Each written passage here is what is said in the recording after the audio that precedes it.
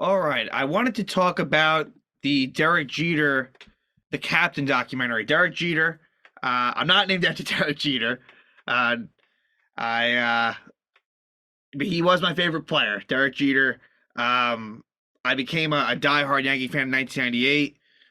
So this documentary for me has been extremely enjoyable. Um, for non-Yankee, it's and really for Yankee fans, this is more than just a Derek Jeter documentary. It's really going back into the history of the New York Yankees as I'm seeing it now through the first four episodes. Um, you know, I, honestly, I think if you're a baseball fan, I think that you'll enjoy this documentary. If you're not a Yankee fan, honestly, you might not. It really is very Yankee centric, which for me is amazing. But I think that it's good for Derek Jeter to do something like this. I feel like there was a little bit of a sense of, and look, and even in this, look, Derek Jeter is very straight laced. He's not. There's not like excitement around him, like A-Rod. Because he is a big part of this documentary, for better or worse. There's a lot that goes with A-Rod. There is a lot of excitability. There's just a lot of drama with him. So there's always something going on. Jeter, there isn't. He's done a good job of that. But with that comes what one might call as boring. So I think it's good that he's just showing a little bit of a lighter side in a lot of ways around this documentary. And we're getting a little bit more of a glimpse into his life. And I think, as this documentary, progresses, I think we'll learn more and more. But I think so far it's been really good. Like a lot of the stuff, I already know, we already know as fans, but it's nice to relive it. And I think ESPN's done a really good job just, in terms of the aesthetics. Honestly, the clarity of some of these older videos is pretty cool. And the music's been really good too. So I just think you wrap all that together and it's been really, really good. I think, like I said, for a Yankee fan, I think it's a treat. But for Derek Jeter, first episode is really early, growing up, family life in Kalamazoo, Michigan. Derek Jeter has a white mother and a black father. And they were, very instrumental in Jeter's development. They really seemed like they were parents that really gave him good structure and were always there to support him and, taught him some, good lessons in life. And look, I don't think it was easy for him. I obviously can't speak to this, but, growing up, being black, and it touches on those struggles because I think that's one thing that we've kind of not really heard much about when it comes to Jeter, are those struggles, which, of course, no surprising that they were there, definitely, but he really, speaks on that and kind of says mentally how, he was looked at in certain settings.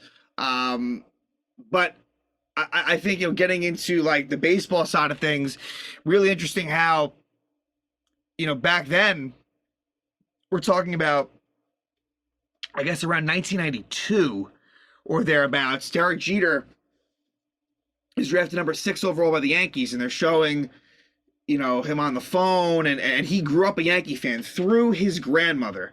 He grew up a Yankee fan, and I guess she lived in New Jersey, his mom's mom, and so he was a Yankee fan. But back then, like, he didn't even know the Yankees picked 6th, which seems strange, but I guess things were different back then. And I guess, he knew who was picking in the top 5. And I think he was of the belief that he would be taken in the top 5.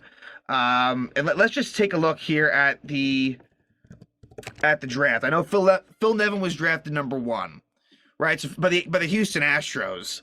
So he was drafted number 1 by the Houston Astros, and I think because there was a scout that basically retired.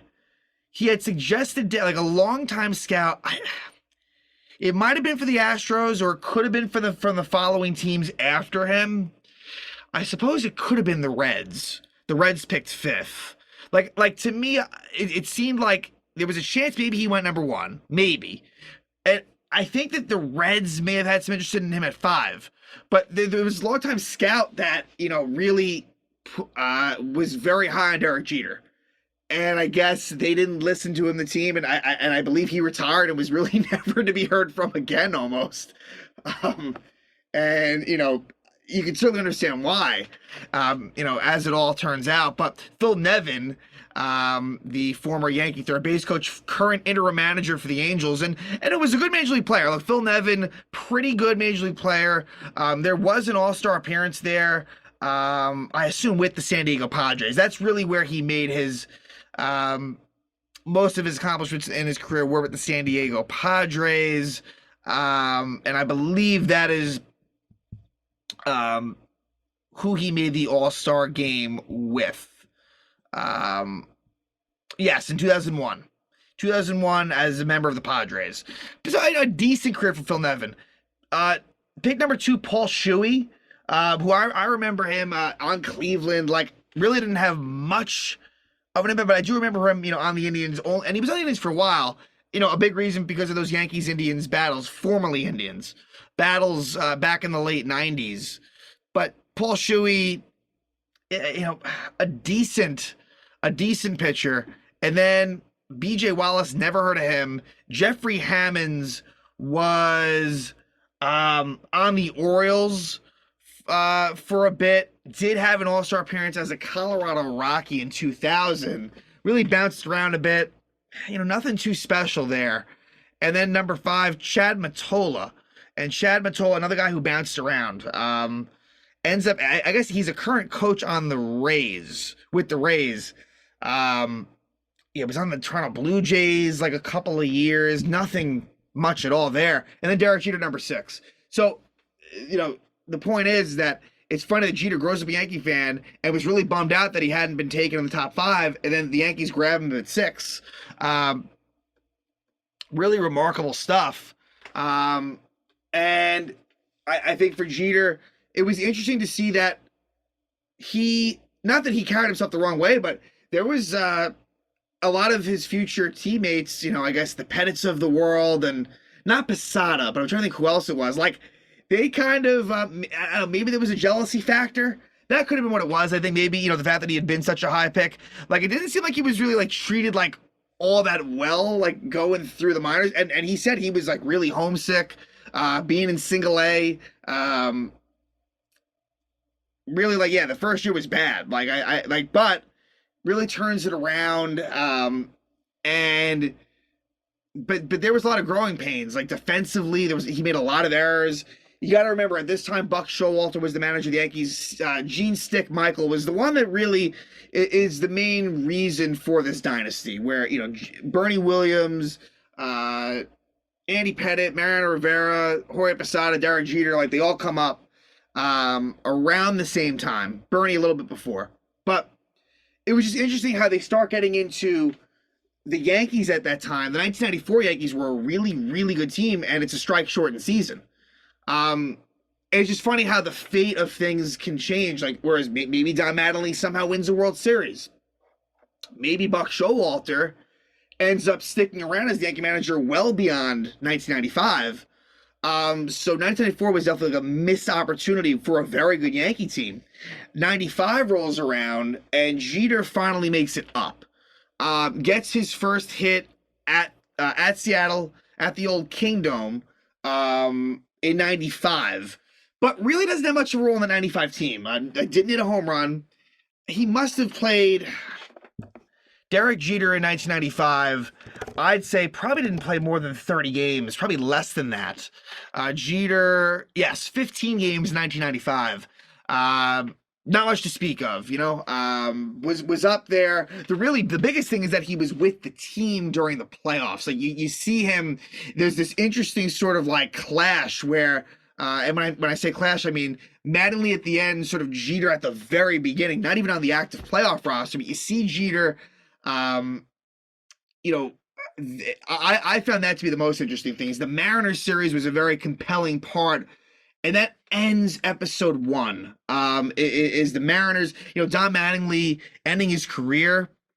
and you feel bad for Mattola. They just fall short where this dynasty is about to begin. And he was there during some lean years, some really, really tough Yankee years in the 80s. Mattingly was kind of the focus and the centerpiece of a tough era in Yankee history. So, like, it was interesting just to see that. Now, keep in mind, I was not a fan at this point. I become a diehard fan in 1998, but I'm well versed in all this. Like, none of these highlights are a surprise to me, and it's pretty awesome to see here Gary Thorne, who I know mostly back from hockey, NHL on ESPN. But Gary Thorne, you hear him saying "Hang on to the roof" when Don Mattingly homers in Game 2. I believe that was Game 2 of the LDS. Ruben Sierra homers, who had a couple of stints with the Yankees. Paul O'Neill hits a home run, and Jim Leyritz hits the walk-off in extra innings. Yankees go up 2-0, and at that point, best of 5, first 2 games are the worst seed, the Yankees in this case. The Yankees win the wild card, and that was the first year of the wild card. There was only one wild card, Yankees win it, and they faced a really good Mariner team, a loaded Mariner team with Randy Johnson, Ken Griffey Jr., Edgar Martinez, a really, really young Alex Rodriguez, Jay Buhner, so on and so forth. And but the Yankees do blow it. The Yankees, they lose games 3, 4, and 5. Game 5 in really tough fashion, a game in which David Cone really goes very deep into the game. I think he throws like around this sounds crazy, but I think he threw like around like 140 pitches. And then Jack McDowell is on the mound when the Yankees lose it in extras. Edgar Martinez with a hit in the left field corner. Gerald Williams, who is one of Derek Jeter's best friends. Sadly, Gerald Williams passed away recently. He was involved in this documentary, Gerald Williams, but he throws it home, and Ken Griffey Jr. is safe. And so I think that was a lot of fuel, even though Jeter wasn't really a part of like the actual results. I think Jeter felt like, all right, like there's a lot, like we got to get this done next season. And Joe, it's now there's a regime change. Showalter's out. That kind of ends episode 1. Showalter's out. Mattingly's gone. Like, and I think at the time that must have been a pretty big shock because the Yankees were on the rise at this point for the most part. And, Showalter had been in the Yankee organization for a long time. Like, before being the Yankee manager, I think he was in the system as a coach for a while. Gene Michael takes on a new role. And Bob Watson, who also recently passed away, Bob Watson becomes the general manager. And Tino Martinez becomes the first baseman. I'm getting into a lot of the Yankee-centric stuff, but that's really what a lot of this is. And I guess, long story short, the Yanks really, they start this dynasty. And Jeter's a big reason, a big part of this. And they talk about Jeter's friendship, with, at the time, Puff Daddy, and I guess sort of this ability to, he's a young sort of rising star, which I think everyone noticed that. But he also did a good job of kind of keeping things private. It's very easy to get kind of sucked up in New York, and he really thrived. He really, really thrived. He liked the attention. That's very clear. Very competitive. Very, very competitive. And it kind of reminds me of like Michael. I mean, he's not Michael Jordan, but to compare it because it's another ESPN documentary with Jeter, you just see that fire. There's just an edge to him. Like, he hates to lose, and like really, like he's just a very competitive person. Derek Jeter really bursts onto the scene in '96. Hits a home. I believe it was opening day at Cleveland. Hits his first home run, and there was a question of Tony Fernandez, who also sadly recently passed away. Tony Fernandez, who had been the shortstop for the Yankees. Jeter struggled, I think, a bit in the '96 spring training. '96 spring training, Jeter struggles, and he, makes it to. Because of the Fernandez injury, it kind of locks him into that starting shortstop role. There was talk that, he might not make the team, that maybe he'd start in AAA. Like, I think there was questioning going on at the time, but they stuck with it, and it really paid off. Jeter was really brilliant as a rookie, wins Rookie of the Year in 1996. And a big moment for him comes in the 1996 ALCS versus the Baltimore Orioles, the Jeffrey Mayer home run, where Jeffrey Mayer reaches over, Tony Tarasco is kind of standing there, and, Mayer, a kid at the time, grabs the ball, and that was a big home run. And eventually Bernie Williams hits a walk-off homer in that game. Actually, my dad and my sister attended this game. I was only, again, not a Yankee fan yet. I was only 5. But, really had a big impact. And the Yankees eventually win the World Series. They go on, they beat a really, really good Atlanta Braves team who had won the World Series the year before, have a stacked pitching staff, and the Braves were up 2-0. They won 2 games in dominating fashion at Yankee Stadium. Yankees come back, win all 3 in Atlanta, and then wrap it up at home in Game 6. So you have that. Then they go into kind of in 1997, where there's disappointment where the Yankees do lose to the Cleveland Indians in the ALDS. In 5 games, came up just short to a good Indian team. And I think there was a lot of motivation coming off of that going into 1998, which that's the year that I become a diehard Yankee fan. And it was really fortunate for me, to be honestly the best team that I've ever seen, the 1998 Yankees. It's just the way that it kind of happened. A lot of the teams that I rooted for was right around that time. The New York Rangers, who were not very good. Like, it's interesting. The Yankees were incredible when I became a fan. The Rangers had been good before I was a fan, and then they were awful.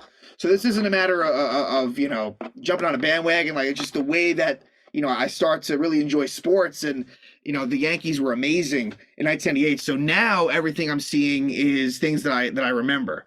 And Jeter in 98 was really, really good.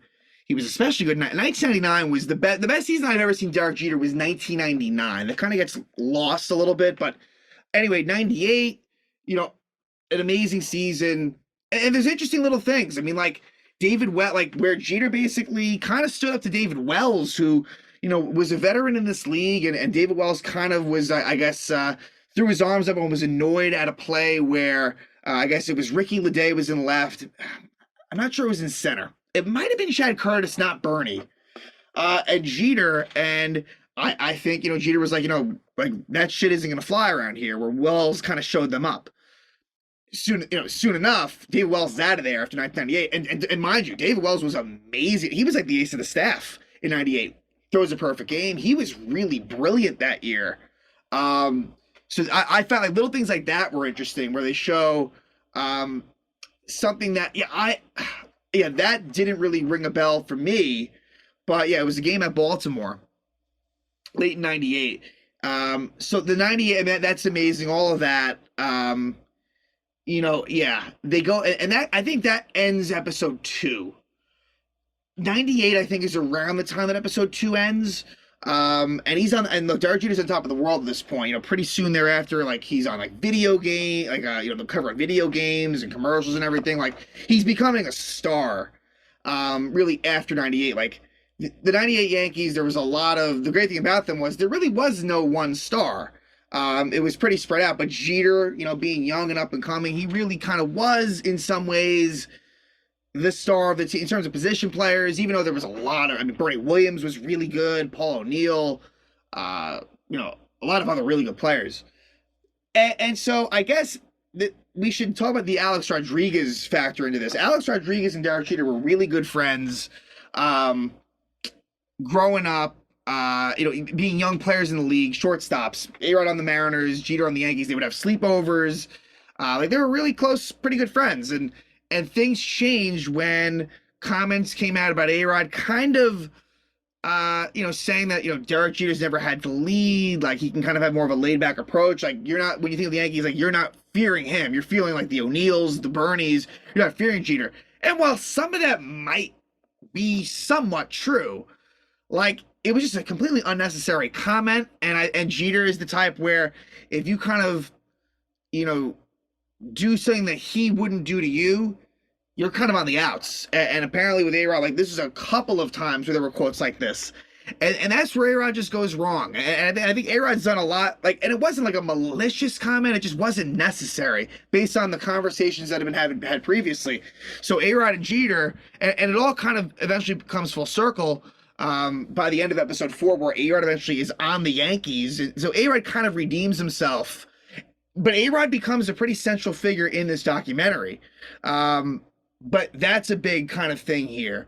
Their sort of rift, and I think A-Rod seems very apologetic about it for the most part. But look, Jeter, A-Rod was definitely the better player. Look, I'm a huge Derek Jeter fan. A-Rod was incredible defensively, like everything. And forgetting about the steroids aspect of it all. A-Rod was amazing, but look, A-Rod, didn't win nearly as much as Derek. Derek Jeter, he was just a winner. There was intangibles to Derek Jeter. Obviously, the statistics speak for themselves, but he was a winner. A-Rod just wasn't. Obviously, he gets it done in 2009, and we haven't gotten up to that point yet in the documentary. But the A-Rod Jeter thing is very, very interesting. Definitely one of the big points of this. 99, there's the Derek Jeter, Chad Curtis situation, and Curtis is honestly a wacko, just in real life. So Chad Curtis is not well liked. Let's just put it that way. There's a 1999 brawl where A-Rod and Jeter are seen sort of mingling and talking after the brawl was basically done. And so you see Curtis like calling out Jeter on the field as they're walking in the dugout. And, I guess reporters, see that and they ask questions about it in the locker room. And it becomes just a scene that becomes too public where Curtis, I forget exactly what Curtis said in the locker room, but it wasn't the right time or place for it. And, again, Chad Curtis, who ends up actually getting a very important World Series home run in 1999, was not a Yankee the next season. And look, Chad Curtis was not like an extremely important piece to these teams, but again, I appreciate those little things. Where Jeter basically, again, stands up to, it's a little bit, David Wells was a little bit different than Chad Curtis, but I like that. I thought that was interesting. 99, they talk, Yankees, Red Sox, ALCS 99 is kind of discussed a bit, not nearly as much as the 2003, and what I'm not looking forward to this, 2004. So you get that, them winning in 99 again. 2000, it's kind of, the Yankees are struggling in 2000, but they do kind of hang on and make the playoffs. And the big thing there is the Subway Series. Now, in 2000 and 2001, and at this point, I guess you're still in episode 3 around this point.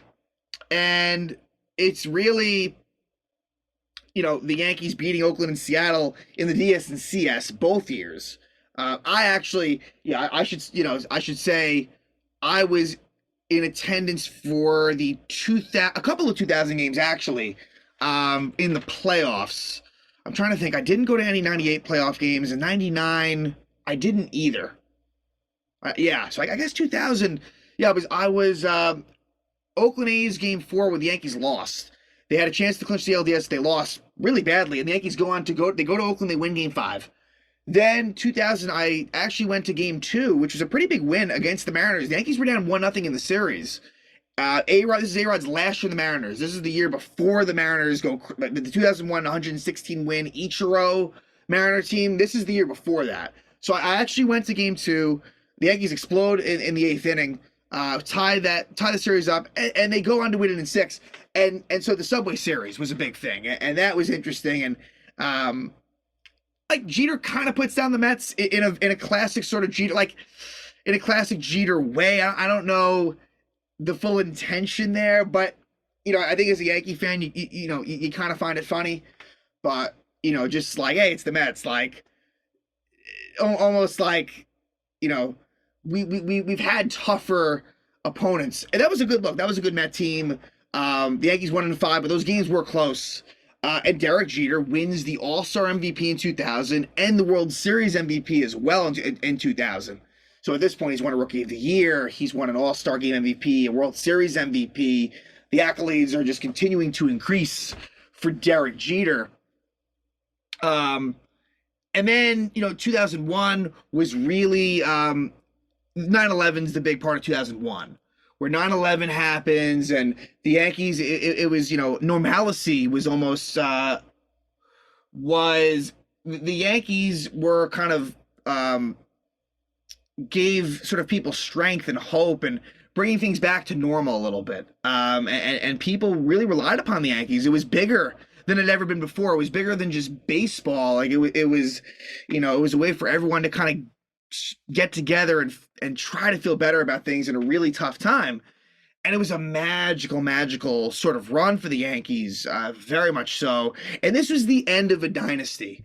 This was really the end of even though, like Paul O'Neill retires in 2001. Scott Brosius retires in 2001. This was Tino would return in 2005, but this was essentially Tino's last year. Not that he's even that important, but I'll even throw in Chuck Knobloch. This is Chuck Knobloch's last year. Like 2002 and on is a definite change. Like when you bring in Jason Giambi, like the spending really begins. 2001 was kind of the end of that dynasty era.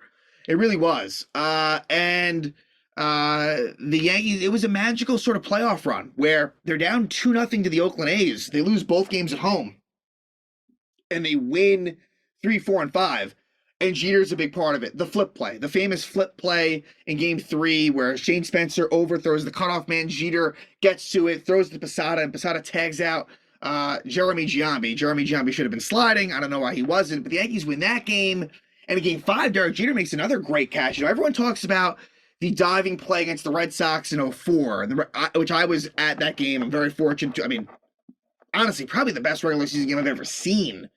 And I was there. But Jeter makes a great diving into the stands catch in 2001 against Oakland. So they win that series. Then they go on to face that 116 Mariner team, and the Yankees win in 5.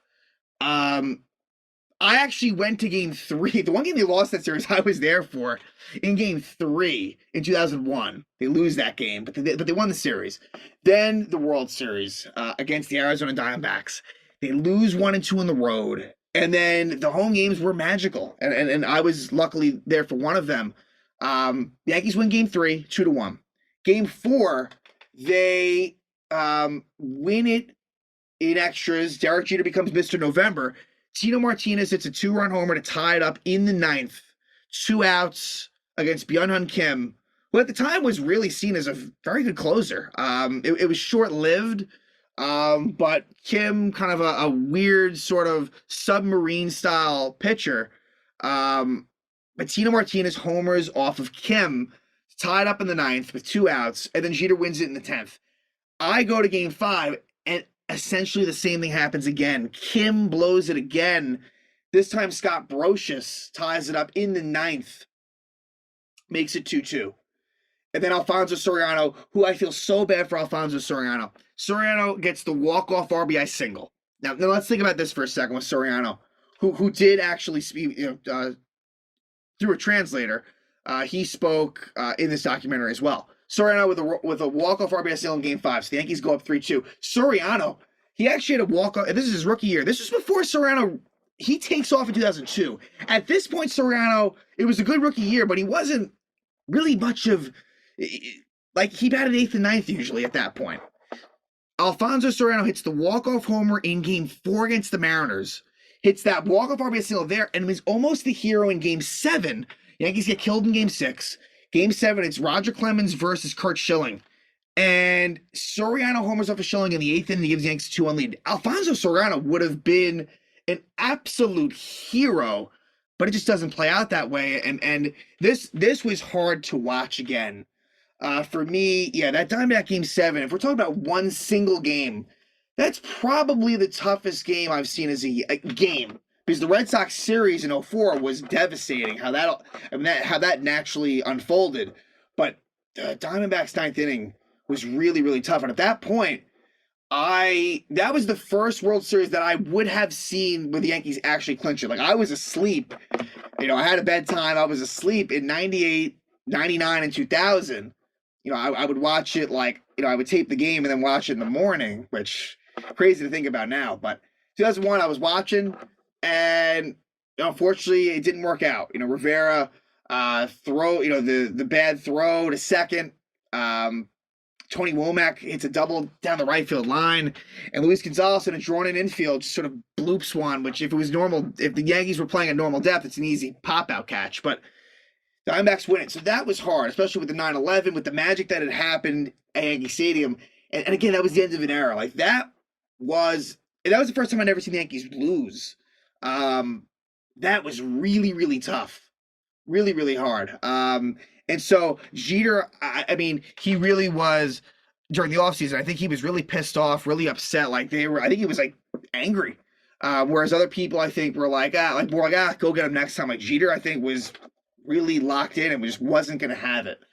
So 2002, they don't really go into 2002 much at all. And I'm trying to think when Jeter is named captain. So now we're getting into episode 4, right around here. 2002, the Yankees lose to and again, this is where they start to spend. And the Yankees would lose to the Angels in 2002. And I guess this is around the time where Jeter's in the tabloids a little bit, and Steinbrenner's upset with him, and they kind of make a joke at it. Like they have a commercial, a Visa commercial, where they kind of make a joke out of the whole thing. Where, and so Jeter and Steinbrenner, seemingly had a pretty look. Steinbrenner, that's another kind of interesting thing. Like, he was definitely an asshole. There was definitely there was a greatness to him in the later years. But Steinbrenner, I should mention, 1990, they show highlights of George Steinbrenner, I guess, temporarily. I'm not sure exactly what happened, but he basically wasn't the owner of the Yankees for a short amount of time, more or less. He basically steps aside, or I think there's thoughts that he might sell the team, and Yankee fans are cheering. But it's funny that years later, he's seen, and look, Stick Michael's really the genius in this, but Steinbrenner, look, you have to give him credit, like, he's a part of this. He demands greatness, and so anyway, Jeter and Steinbrenner, pretty good relationship from what you could tell. But things do get contentious, I guess, tracking back to 99, or I guess after 98, like, there's arbitration sort of issues where Jeter feels slighted. And I think we're going to find out more about that later on, like early 2010s or late 2000s, where Jeter feels that way, maybe towards Cashman. I think there was resentment towards Cashman from Jeter. Obviously, it's a business, but I think Jeter kind of has that list. Like, all right, like, you doubted me, like, I'm going to prove you wrong. Like, I'm not going to forget that. So there's that. But yeah, 2003 is interesting.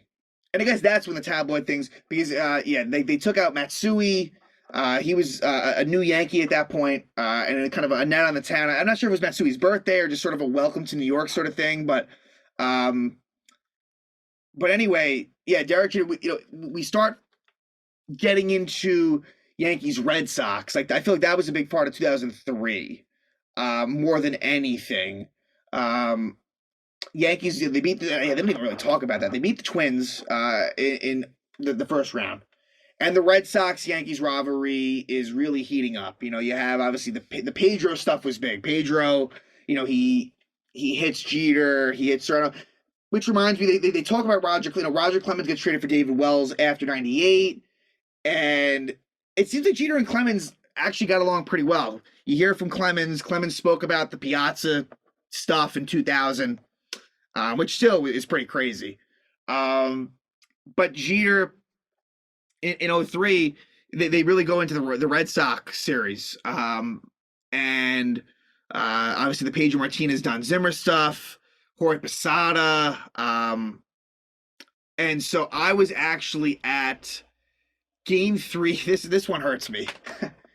I was at 2003 Game 6, where the Yankees were getting a chance to clinch. Yankees lose. And I wasn't allowed to go to Game 7 because, like, I had a test the next day. Like, that is so... I was not happy about it. Still not happy about it. I was not allowed to go to Game 7. I watched Game 7 in its entirety, but I was not allowed to go. And so they show that evolution, where Grady Little leaves Pedro in, the Yankees tie it up. Jorge Posada kind of bloops, I guess what was considered maybe a double. And the Yankees tied up in the 8th, and Aaron Boone is the hero. In extra innings, homers off Tim Wakefield, but there's disappointment. The Yankees do lose to the Marlins. The Yankees follow up, and they do lose the World Series to the Florida Marlins. And then it finishes off in 2004. And this is where you see Jeter diving into the stands, the Red Sox game. Bloodied up, he would leave the game. I went to that game.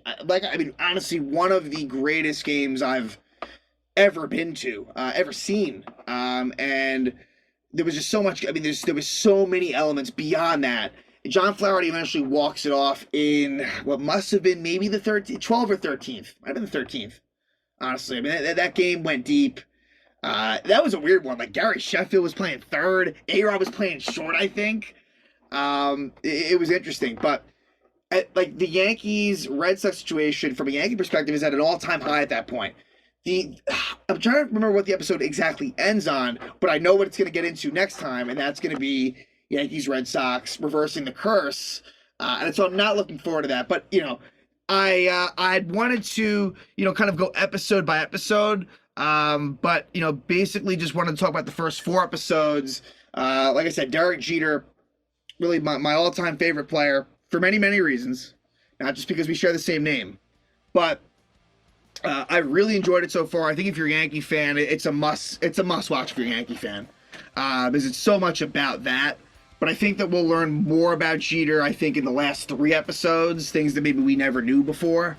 But I'm looking forward to it. The Captain documentary on ESPN has really been, they put a lot of work into it, and it's been very, very enjoyable. So I'm very excited to see what the rest of the series holds, and I will definitely be talking about it.